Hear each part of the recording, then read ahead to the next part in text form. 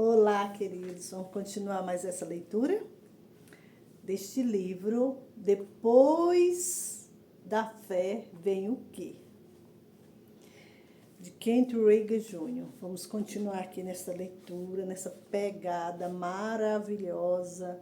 Pensa no livro poderoso. Só vai nos acrescentar mais e mais. Espero que vocês estejam gostando, me acompanhando, compartilhando, porque é bênção, viu? Vamos continuar aqui. As línguas e a interpretação. Se você tiver uma língua para enunciar, ore também pela interpretação daquela língua. 1 Coríntios 4:13. A Bíblia declara nitidamente que não se deve falar em línguas estranhas sem interpretação. 1 Coríntios 14, do 26 ao 28. De outra maneira, haveria confusão. Há muitos anos, acompanhava meu pai como diretor das cruzadas dele. Quando sentia o Espírito operar em mim, eu dava um passo para frente e dava mensagem em línguas, e então voltava ao meu lugar, esperando que ele a interpretasse. Certa noite, depois de um culto, ele me disse: nunca mais dê uma mensagem em línguas, a não ser que você pretenda interpretá-las, porque não vou mais tirá-lo da dificuldade. E não interpretou mais mesmo. Aprendi rapidamente a certificar-me de que se tratava realmente de uma genuína mensagem em línguas da parte do Espírito Santo, e não de alguma coisa de dentro de mim. Além disso, verificava se sentia a interpretação da mensagem. Se as pessoas tivessem que prestar contas por todas as mensagens em línguas que pronunciam, haveria muito menos confusão. Evitaria também muitas supostas mensagens em línguas que não têm nada a ver com o Espírito. Às vezes as pessoas pronunciam uma mensagem em línguas quando na realidade deveriam ficar quietas e simplesmente orar em línguas consigo. Há uma grande diferença entre as línguas para a oração particular e as línguas como dom do Espírito, a serem enunciadas na congregação. Uma última observação a respeito desses dons vocais.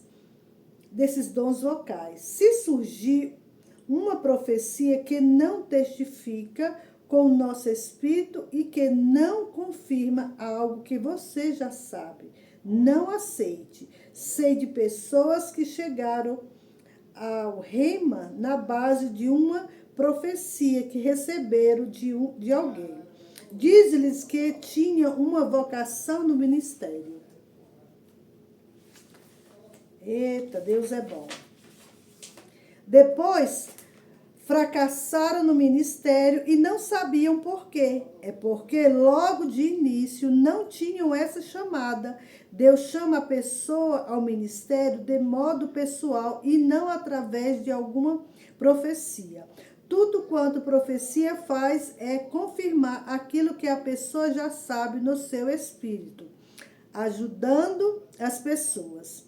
A Bíblia diz que o povo de Deus perece por falta de conhecimento. Oséias 4:6. Temos ficado com pouco conhecimento no tocante à atuação dos dons vocais do Espírito. Precisamos acrescentar a inteligência e a operação deles em nosso meio. Se permitirmos que os dons operem de modo inteligente, as pessoas receberão ajuda genuína. O âmago de tudo é isso, ajudar as pessoas. Os dons não são dados para deixarem alguém parecer muito espiritual. São dados para ajudar as pessoas. Conta-se uma história de uma reunião de oração em que certa mulher levantou-se e profetizou: fulano não estará presente nesta noite. A mulher sabia disso. porque acabara de falar com aquela pessoa no telefone antes de vir à reunião.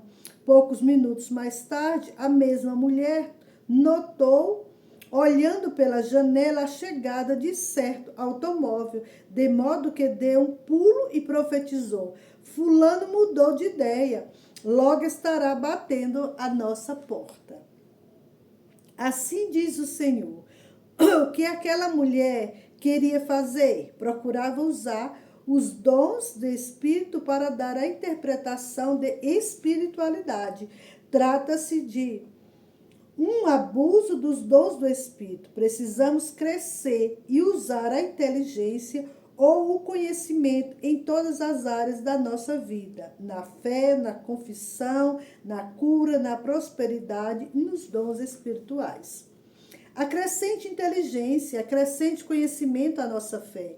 É isso que Pedro mandou fazer. Precisamos parar de correr atrás de novas revelações e usar com inteligência as revelações que já recebemos. Possuir conhecimento é mais do que saber informações e fatos. Requer a compreensão das informações e a capacidade de aplicá-las. Pedro disse: porque estas coisas existindo em vós e em vós aumentando, fazem com que não sejais nem inativos nem infrutuosos no pleno conhecimento do nosso Senhor Jesus Cristo. 2 Pedro 1,8. Ninguém por sua mente sã deseja ser infrutífero no seu conhecimento de Deus.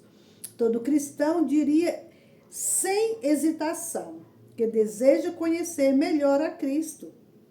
Mas conhecer melhor a Cristo provém de fazer algumas coisas com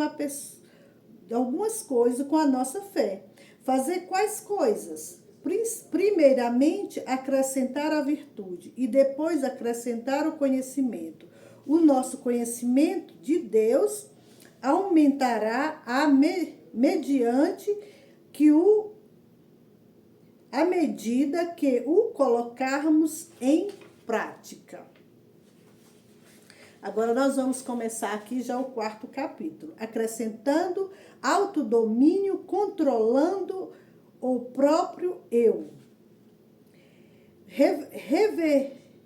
Revejamos por momentos nosso texto original, 2 Pedro 1, do 3 ao 6. Visto como pelo seu divino poder nos tem sido doado todas as coisas que produzem a vida e a piedade, pelo conhecimento completo daquele que nos chamou para sua própria glória e virtude, pelas quais nos têm sido doados as suas preciosas e muito grandes promessas, para que por elas vos torneis coparticipantes da natureza divina, livrando-vos da corrupção das paixões que há no mundo. Por isso mesmo, vós, reunindo toda a vossa diligência, associai com a vossa fé a virtude, com a virtude o conhecimento e com o conhecimento o domínio próprio. Depois de acrescentarmos virtude e conhecimento à nossa fé, a qualidade seguinte que necessitaremos é o domínio próprio. O domínio próprio é controlar o próprio eu. A pessoa que tem domínio próprio na sua vida é marcada pela moderação nas suas ações, nos seus pensamentos e nos seus sentimentos. Quem tem domínio próprio sabe refrear seu corpo e sua alma, sua mente, vontade e emoções, mantê-los em sugestão ao seu espírito. Nem sempre é fácil manter o domínio próprio. O eu sempre quer aparecer, não é? Nesses tempos em que vivemos, as pessoas geralmente não sabem exercer o domínio próprio. Não é algo que está sendo ensinado extensivamente. O domínio próprio não é um conceito bem quisto em nosso mundo de hoje. Durante muito tempo vivíamos da geração do eu. A atitude que prevalecia era: que vantagem há nisso para mim? É uma atitude muito egoísta, mas é muito fácil ser egoísta. É muito mais difícil ter domínio próprio, porque isso importa em ser infrutífero, com menos de si mesmo. É difícil chegar a isso.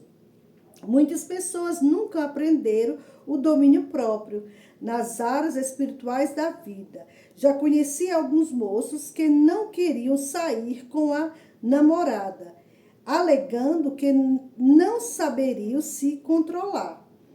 Eles me têm dito: tenho medo de ir longe demais com uma moça. Reconheço que esse é um assunto delicado, mas esses problemas estão sendo sentidos por membros das igrejas e está na hora de enfrentá-los com honestidade. De outra forma, nunca conseguiremos ajudar esses jovens. Até mesmo alguns deles têm chegado a mim pedindo: por favor, ore para Deus me tirar desses desejos. Respondo: não posso fazer isso. É um pedido estúpido, porque Deus criou o homem com desejo pela mulher e a mulher pelo desejo pelo homem. A palavra de Deus diz que não é bom o homem ficar só, e por isso que temos esses desejos. E o desígnio de Deus se compara, e o desígnio de Deus é o desígnio de Deus. Se oro para Deus tirar aqueles desejos, o diabo pode entrar para lhes dar desejos anormais que seriam muito piores. Explico para eles o seguinte: vocês precisam aprender a se disciplinar. Precisam de domínio próprio. Aprimorem essa virtude na sua vida, irmãos. Se os jovens que vêm até mim com esses problemas tão somente criassem o domínio próprio, poderiam marcar uma saída com uma moça sem problema. Alguns que falaram mesmo, simplesmente não tenho domínio próprio. É mentira. Se você é um cristão nascido de novo, você tem domínio próprio na sua vida, porque ela é fruto do Espírito. E todo crente possui em si todos 9 frutos do Espírito. Gálatas 5, do 22 ao 23. Só que algumas pessoas passam pela vida com aqueles frutos operando nelas do que outras pessoas. Alguns entre nós temos mais vitórias em algumas áreas da nossa vida do que em outras. Todos nós temos áreas que precisam de melhorias. Eu, por exemplo, pertenço a uma linhagem que tem o nome de Reagan. Todos aqueles que conheço com aquele sobrenome são excitáveis. Todos têm uma atitude forte de vai pegar. Também tem pavio bem curtinho. Em outras palavras, são irascíveis. Para mim seria fácil dizer: ora, sou assim mesmo, porque sou um Reagan. E todos nós somos incríveis, como desculpa pelo comportamento errado. Lembro-me de que, poucos anos atrás, fui jogar golfe depois de ter passado bastante tempo sem praticar. Ficou bem claro a minha falta de prática, pois batia na bola com um taco 9 e ela ia em todas as direções, menos aquela que eu queria. Agarrei aquele taco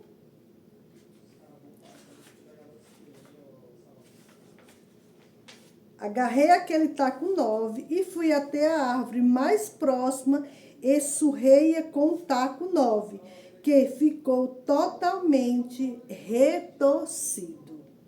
Dei-me conta então que olhinhos perto de mim estavam observando todos os meus movimentos. Virei-me para o meu filhinho, que estava com cerca de 4 anos de idade, e falei: não conte para a mamãe o que aconteceu. A primeira coisa que ele fez ao entrar em casa foi correr até a mãe e exclamar: mamãe, imagina o que vi papai fazer hoje. As crianças nos ensinarão bem rapidamente o domínio próprio. Reconheci que precisaria esforçar-me visando o domínio próprio na minha vida.